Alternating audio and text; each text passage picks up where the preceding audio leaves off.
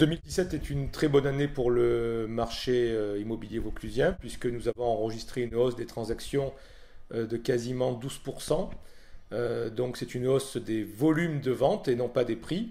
Les prix, eux, sont stabilisés depuis environ 5 ans, ce qui peut expliquer cette confiance dans le marché immobilier, et donc confiance tant des vendeurs pour dire que c'est le bon moment pour vendre, que des acquéreurs qui également se disent que c'est le bon moment d'acheter. Et donc je pense que ça explique en grande partie cette explosion en 2017 qui est dans la continuité de 2015-2016, mais 2015-2016 déjà été très bonnes années, et 2017 est encore une meilleure année. Donc nous sommes évidemment très satisfaits du marché 2017, et 2018 part sur de bonnes bases.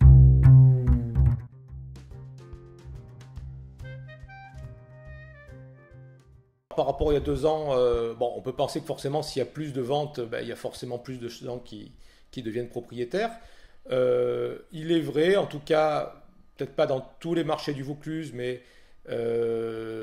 autour des villes, notamment Orange, Carpentras, Avignon, et même tout le secteur Perne, on a de plus en plus de jeunes qui se lancent et qui se lancent directement dans des projets tels que l'achat d'un terrain à bâtir et de la construction d'une maison, et qui ne passent plus forcément par la phase appartement, et qui sont bien sûr aidés par des prêts, des taux de crédit qui sont très bas actuellement, et qui leur confèrent un pouvoir d'achat supérieur.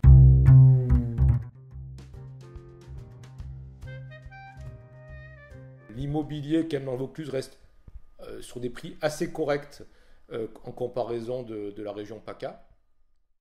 Et effectivement, les taux sont bas. Et puis je pense que c'est quand même un projet de vie.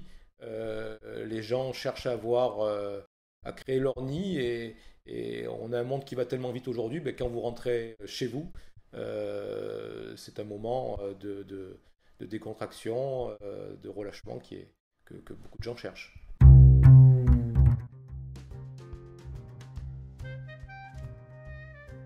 Le début d'année ne dément pas 2017, puisque on est parti sur des bases aussi avec des volumes aussi importants, voire peut-être même supérieurs. Alors après, quelques grains de sable font que parfois un marché peut se tendre ou changer, mais il est probable que s'il y a des ajustements à la hausse ou à la baisse, ils se feront de manière tempérée, en tout cas pour 2018.